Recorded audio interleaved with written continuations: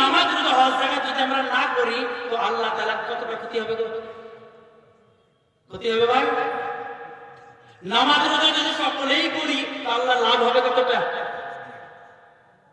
বরং নামাজ রোজা যদি আমরা করি তো লাভ হবে আপনার আমার, আর যদি না করি তো ক্ষতি হবে আপনার আমার। কারণ কাজটা আমার, কারণ কাজটা আমার, এই কারণে ক্ষতি হবে আপনার আমার।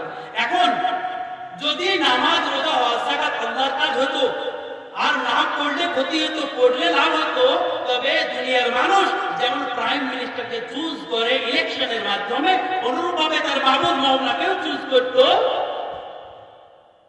ইবাদতের মাধ্যমে। কি বলতো যে শীতের সময় শীত দাওনি, খুব শীত বেশি হয়ে গেছিল, এত দরকার ছিল না। গরমের সময় কিন্তু গরম পাইনি, যাচ্ছে তাই গরম, এত গরমে টিকা যায়। বর্ষার সময় কিন্তু বর্ষা হয়নি, আমাদের চাষবাস হয়নি।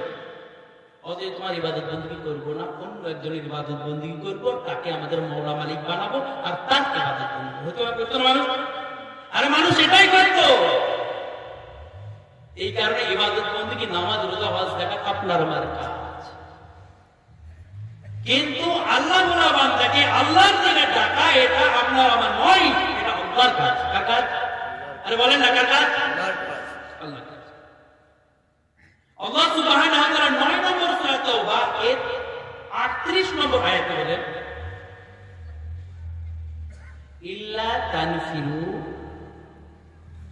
যদি তোমরা না বের হও, যদি তোমরা নফর না করো, যদি তোমরা ঘর থেকে না বের হও, বের হও ঘর থেকে। সাহাবায়ে কেরাম বা রাসূল খুদা সাল্লাল্লাহু আলাইহি সাল্লাম যখনই যতবার বের হয়েছেন ঘর থেকে, তেনাদের উদ্দেশ্য কি ছিল? কাফের মুশরিক গর্দান কেটে জাহান্নামে পাঠানো, না তাদের হাতে পায়ে ধরে জান্নাতে পাঠানো? বলেন না কোনটা ছিল? আরে কোনটা ছিল? ছিল না। অন্য আমার ভাইরা বলে ইসলাম কায়েম হয়েছে তলোয়ারের মাধ্যমে। না না না, মুহাব্বতের মাধ্যমে, ইশকের মাধ্যমে, আখলাকের মাধ্যমে, ব্যবহারের মাধ্যমে, চরিত্রের মাধ্যমে। এই কারণে রাসূল সাল্লাল্লাহু আলাইহি ওয়াসাল্লাম সাহাবায়ে কেরাম যতবার ঘর থেকে বের হয়েছেন আর যতবার যেখানে গেছেন, সেখানে একটাই উদ্দেশ্য ছিল, সারা দুনিয়ার কোনায় কোনায় আল্লাহর হুকুমকে প্রতিষ্ঠা করা। তাই না ভাই? অতএব আল্লাহ সুবহানাহু ওয়া তাআলা বলতেছেন, ইল্লা তানফিরু, তোমরা যদি আল্লাহর হুকুমকে, ভাই এদিকে দেখো, তোমরা যদি আল্লাহর হুকুমকে, রাসূলের তরিকাকে সারা দুনিয়ার কোনায় কোনায় প্রচার প্রসার করার জন্য বের না হও, তোমরা যদি আল্লাহর হুকুমকে, রাসূলের তরিকাকে সারা দুনিয়ার কোনায় কোনায় প্রচার প্রসার করার জন্য বের না হও, ইউআযিবুকুম আযাবান আলীমা, তবে তোমাদিগকে একটি দর্দনাক শক্ত আযাব দিয়ে গ্রেফতার করে দিব। শুনছেন? এখানে কিন্তু ইবাদতের কথা বলেনি, দাওয়াতের কথা যেটা বোঝাচ্ছে। বলে তোমরা যদি আল্লাহ বলা বান্দাকে আল্লাহর দিকে জোড়া, অর্থাৎ সারা দুনিয়ার কোনায় কোনায় আল্লাহর হুকুম আর রাসূলের তরিকাকে প্রচার প্রসার করার জন্য বের না হও, ইউআযিবুকুম আযাবান আলীমা, তোমাদিগকে দর্দনাক শক্ত আযাব দিয়ে গ্রেফতার করে দেব। আর কি করব? ওয়ায়াস্তাবদিল কওমান গায়রাকুম, আর তোমাদিগকে তোমাদের জায়গা থেকে উঠিয়ে দিব, সরিয়ে দিব, আর তোমাদের জায়গায় অন্য জাতিকে তোমাদের জায়গায় বসিয়ে দিব। এখন হচ্ছে না? হচ্ছে না? বলে মুসলমান মুরতাদ হয়ে যাচ্ছে, মুসলমান ফিরে যাচ্ছে, আর অন্যান্য গায়ের কমকে আল্লাহ পূর্ণ ঈমান দিয়ে জায়গায় নিয়ে বসিয়ে দিচ্ছে। যেমন জমিনের মধ্যে দেখবেন চাষি চাষের জমি দেখতে গেছে, দেখছে আগ আছে ভরপুর জায়গায় জায়গায়, তো আগাছাগুলো তুলে দিবে, ওদেরকে একটু বেশি জোর জোড়া দেবে নাকি, বলুন যে তোমরা আরো বড় হও, মজবুত হও না, বরং আগাছাগুলিকে তুলে ফেলে দিবে, আর জায়গাটা একটু বেশি গ্যাপ হয়ে গেলে অন্য ঘন জায়গা থেকে বীজ এনে ওই ফাঁকা জায়গায় বসিয়ে দেয়। তাই না?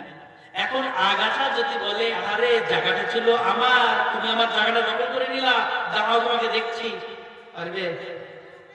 কিছু ক্ষতি করতে পারবে?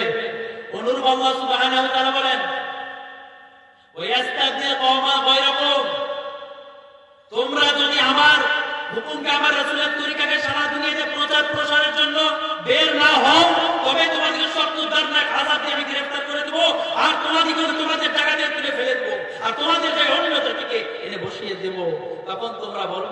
আরে এটা আমার জায়গা ছিল, তুমি অন্য ধর্মের মানুষ এখানে এসে বসে আমার জায়গা নিয়েছো, দাঁড়াও তোমাকে দেখছি। কারণ আল্লাহ খেতে পারবে না, তো দাঁড়াও তোমাকে দেখছি। আল্লাহ সুবহানাহু ওয়া তাআলা বলেন ওয়ালা তাদুররুহু শাইআ,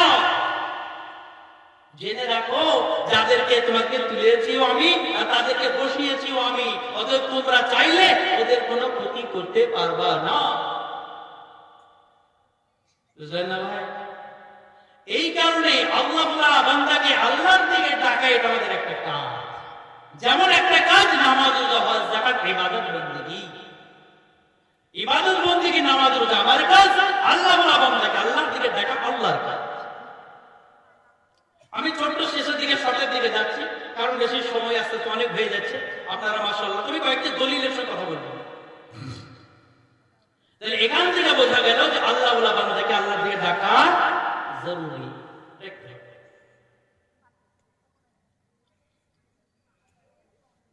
নবী সাল্লাল্লাহু আলাইহি সাল্লাম কখনো ফালতু কথা বলেছেন, ফুজুল কথা বলেছেন? তিনি আমাদের ফালতু কথা, ফুজুল কথা বলতে নিষেধ করেছেন না? মান সামা ফাওয়ান নাজাত, যে চুপ থাকলো সে নাজাত পেল। ফালতু কথা বলা শরীয়তে নিষেধ। ফালতু কথা কাকে বলে? অপ্রয়োজনীয় কথা। যে কথাটা কারো কাজে লাগে না সেই কথাটাকে বলে ফালতু কথা, আর যে কথাটা কাজে লাগে তাকে বলে কাজের কথা, ঠিক না? তো ধরেন আমি একটা কথা বললাম, ভাই বলে দূর মনসে কি কথা বলেন, ফালতু কথা, বেকার কথা, ফালতু কথা। মানে কি এই কথাটা কাজে লাগে না। আবার ওই কথার জন্য চাচাজি বলেন মাশাআল্লাহ খুব সুন্দর কথা বললেন, মানে কি ওই কথাটা মনে কাজে লাগলো, তাই না? তো রাসূল তো কোনোদিন ফালতু কথা বলেন নাই। আল্লাহ সুবহানাহু ওয়া তাআলা ফালতু কথা বলেছেন? বলেন নাই। বোঝা গেল আল্লাহ সুবহানাহু ওয়া তাআলা যে কথাটাই বলেছেন সেটা আপনার আমার কাজে লেগেছে, অবশ্যই ভালো লাগবে। যদি না লাগে তবে কথাটা ফালতু হয়ে গেল। অনুরূপভাবে রাসূল সাল্লাল্লাহু আলাইহি সাল্লাম যত রকমের কথা বলেছেন সেই সমস্ত কথাগুলো আপনার আমার কাজে লাগবে। যদি না লাগে তবে রাসূল ফালতু কথা বলেছেন, তাই হচ্ছে না? হচ্ছে না? তাই হচ্ছে। আর আমরা জানি রাসূল ফালতু কথা বলেন না। তো রাসূলুল্লাহ সাল্লাল্লাহু আলাইহি সাল্লাম মিশকাতুল মাসাজিদ, যে মিশকাত পড়ে আগে মওলানা হতো। আগে আমাদের হিন্দুস্তানে আশেপাশের মুলকে আমাদের বুখারী, তিরমিজি, মুসলিম, আবু দাউদ, নাসাই এগুলো ছিল না, শুধুমাত্র মিশকাত ছিল। মিশকাত পড়েই মওলানা। এই মিশকাতের 5152 5152 নম্বর হাদিস। কত বললাম? 5152 নম্বর হাদিস। এই 5152 নম্বর হাদিসে আল্লাহ সুবহানাহু ওয়া তাআলা, রাসূল আমাদের শোনান যে আল্লাহ সুবহানাহু ওয়া তাআলা একদিন জিবরাইল ফেরেশতাকে বললেন, হে জিবরাইল, তুমি অমুক কওমে যাও, বনী ইসরাইল কওমে যাও, আর সেই কওমে গিয়ে সেই কওমটাকে ধ্বংস করে দাও। কে বললেন? কে বললেন? আল্লাহ বললেন। কাকে বললেন? জিবরাইল ফেরেশতাকে বললেন। শুনছেন ভাই? আল্লাহ জিবরাইল ফেরেশতাকে বললেন বনী ইসরাইলের কওমে গিয়ে বংশটাকে, এলাকাটাকে ধ্বংস করে দাও। জিবরাইল ফেরেশতা গেলেন, গিয়ে ওই জায়গায় ঘুরে বললেন, গাছ করলেন, তালাশ করলেন, দেখলেন যেখানে একটা আল্লাহর ওলি আছে। কি আছে? আল্লাহর ওলি। কেমন ওলি? প্রায় ধরে নেন কম বেশি 300 বছরের লম্বা সময়ে ওই ওলি ইবাদত বন্দেগী করছে। জিবরাইল ফেরেশতা আল্লাহকে বলেন, ইয়া রাব্বাল আলামিন, ওই বান্দা এত লম্বা সময় ইবাদত বন্দেগী করেছে আর চোখের পাতার পলক ফেলার পরিমাণ আল্লাহর নাফরমানি করে নাই। এত বড় বুজুর্গ মাশাআল্লাহ আমাদের বর্তমান জামানায় পাবেন না। আছে যে প্রায় ধরেন কম বেশি 300 বছর হায়াত, আর ওই সময়ের মধ্যে 1 সেকেন্ডের জন্য আল্লাহর নাফরমানি করে নাই। এমন আছে কোন বুজুর্গ? পাবেন গো?